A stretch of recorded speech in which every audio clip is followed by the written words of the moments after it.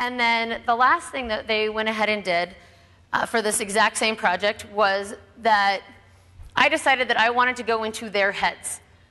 And this was the photograph that I chose for that, because I teach 16-year-olds, and that's kind of scary.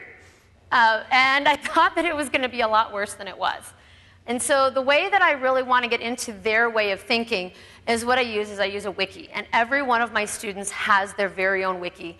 Abby's had hers for longer, so she actually uses her name. Most of my students now, we just use their student ID number, because I realize that then it can't be repeated, and I don't have to worry about so-and-so had the same name as me. So Abby's had hers for a while.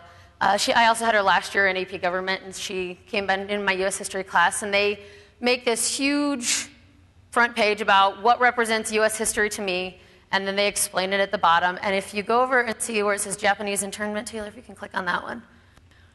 So what I had said was, okay, what I want you to know is what would you have done if it were you? If you had been FDR, what would you have done? And then so she chose a picture having to do with internment that represented to her, and then she wrote her paragraph at the bottom. And I found it really interesting what she had to say, because what she was really saying was that she wouldn't have done it. She said, I don't think it's fair, and I don't think it's right, and this is what happened. And whether or not I agreed with her opinion, she sure as heck had a really good reasoning for why she did what she did. And I could see all of it, and it worked really, really well to see exactly what Abby was thinking. And so if we go and go back to the PowerPoint,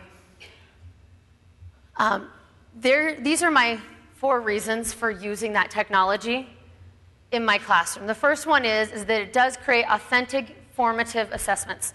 I can see their progression. I can go back and I can look at Abby's tweet, and I can look at her blog, and then I can look at her wiki, and I can see the progression of her thought process. And for me, I thought that that was really important, because sometimes it's not necessarily the destination, but it's the way that they get there.